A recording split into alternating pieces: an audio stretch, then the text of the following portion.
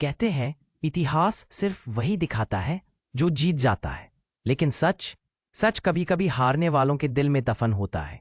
महाभारत एक ऐसा युद्ध जिसने धरती को हिला दिया था। सब लोग जानते हैं कृष्ण, अर्जुन, भीष्म, द्रोण, कर्ण, पर बहुत कम लोग पूछते हैं क्या सच में सिर्फ अहंकार, लालच और सत्ता की लड़ाई ने ये युद्ध कराया, या इसके पीछे कोई और कहानी थी, एक दर्द, एक बदला जो इतिहास के पन्नों में छिपा रह गया। ये कहानी है शकुनी की, गांधार के राजकुमार की, एक ऐसे इंसान की जिसे दुनिया ने विलन कहा, लेकिन जिसके दिल में सिर्फ आग थी, न्याय की, बदले की और यादों की। अध्याय 1, विवाह जिसने शुरुआत की आग। कहानी शुरू होती है हस्तिनापुर के राजमहल से। दिल में सत्ता और दिमाग में राजनीति। कुरुवंश ने गांधार के छोटे से राज्य को संदेश भेजा, हम आपके राज्य की राजकुमारी गांधारी का विवाह हस्तिनापुर के राजकुमार धृतराष्ट्र से करना चाहते हैं। गांधार एक छोटा राज्य था, इनकार करने का मतलब था शत्रु बनना, और हस्तिनापुर उस समय महासागर जैसा विशाल साम्राज्य था। तो अनिवार्य रूप से विवाह स्वीकार हुआ, लेकिन इस विवाह के पीछे एक सच था, एक ऐसा सच जो बाद में इतिहास को आग में झोंक देगा।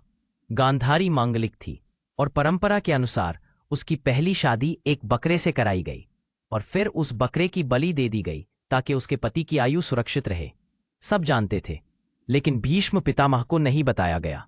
विवाह हो गया, गांधारी धृतराष्ट्र की पत्नी बन गई, लेकिन जब सच का खुलासा हुआ, हस्तिनापुर के गौरव को धक्का लगा और वहीं से शुरू हुआ बदले का बीज। अध्याय 2, आमंत्रण जो जेल की ओर ले गया। भीष्म पितामह ने संदेश भेजा, गांधार, नरेश और उनके परिवार के सभी सदस्य हस्तिनापुर आए, हम उनका स्वागत करना चाहते हैं।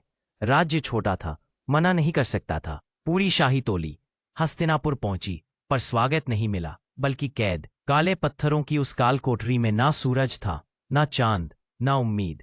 हर दिन उन्हें मिलता था सिर्फ एक मुट्ठी चावल, इतना कम कि शरीर कमजोर होने लगे, इतना कम कि धीरे धीरे लोग गिरने लगे। माएं, भाई, बुजुर्ग, बच्चे सभी एक एक करके अपनी अंतिम सांस लेते गए, और शकुनी सब कुछ देखता रहा। हर मौत उसकी आत्मा में आग बनकर जलने लगी। अध्याय 3, वादा जो युद्ध बना जब मृत्यु बिल्कुल करीब थी। गांधार के परिजनों ने निर्णय लिया, अगर हम सब ये मुट्ठी चावल बांटेंगे तो हम सब मरेंगे, लेकिन अगर एक व्यक्ति खाएगा तो शायद वही जीवित रहकर हमारा बदला ले सकेगा। और वह एक व्यक्ति चुना गया, शकुनी। हर दिन वह अकेले यह चावल खाते थे और हर दिन वह अपने ही परिवार को मरते देखते। ये सिर्फ भूख नहीं थी, ये जलता हुआ प्रतिशोध था। अंत में कालकोठरी में सिर्फ 2 लोग बचे, गांधार, नरेश और शकुनी। एक दिन अंतिम क्षणों में गांधार नरेश ने शकुनी को बुलाया, कमजोर लेकिन आग जैसी आवाज में कहा, बेटा, मुझे डर है कि तुम इस दर्द को भूल जाओगे, इसलिए तुम्हें यह दर्द याद रहना चाहिए हर कदम पर।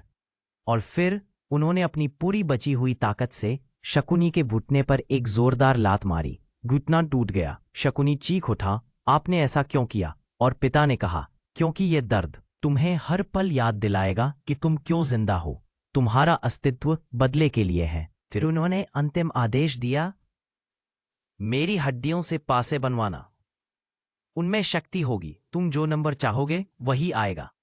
और फिर वे भी चले गए।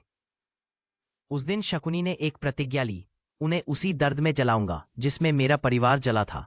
अध्याय 4, पासों का खेल और विनाश की शुरुआत। समय बीता, शकुनी हस्तिनापुर लौटा। वह मुस्कुराता दिखता था, लेकिन उसके अंदर आग थी। उसे मिला दुर्योधन, एक महत्वाकांक्षी, क्रोधित, असंतुष्ट राजकुमार। शकुनी ने केवल सूत्र थामा और दुर्योधन चल पड़ा ईर्ष्या, अपमान और विनाश की ओर। फिर आया वो दिन, द्यूत का खेल। पासे गिरे, भाग्य टूटा, इतिहास बदल गया। पांडव सब कुछ हार गए, स्वर्ण, राज्य, सम्मान, यहां तक कि द्रौपदी भी। वहीं से युद्ध लिखा गया। अध्याय 5, युद्ध और अंत। कुरुक्षेत्र में 18 दिन तक युद्ध हुआ। नायकों के शरीर धरती में समा गए, धर्म और अधर्म की सीमाएं धुंधली हो गईं। और फिर आखिरी दिन, सामने था सहदेव। वह बदला लेने नहीं, सच जानने आया था। उसने पूछा, शकुनी, क्या तुम्हें पश्चाताप है? लंबी चुप्पी के बाद शकुनी बोला, अगर तुम मेरे परिवार को उस काल कोठरी में मरते देख लेते तो तुम भी वही करते जो मैंने किया। उसने मुस्कुराकर तलवार उठाई। आज मैं लड़ने नहीं आया, मैं खत्म होने आया हूं। सहदेव ने वार किया और शकुनी की मृत्यु हो गई। समापन। अंत या सच। कहते हैं न्याय देर से मिले तो वह बदला बन जाता है, और बदला इतिहास। शकुनी ने जो किया वह सही था या गलत, यह इतिहास नहीं बताएगा, क्योंकि इतिहास विजेताओं का होता है। पर आज हमने उस इंसान को सुना जो सिर्फ एक खलनायक नहीं था, बल्कि एक जला हुआ जख्म था।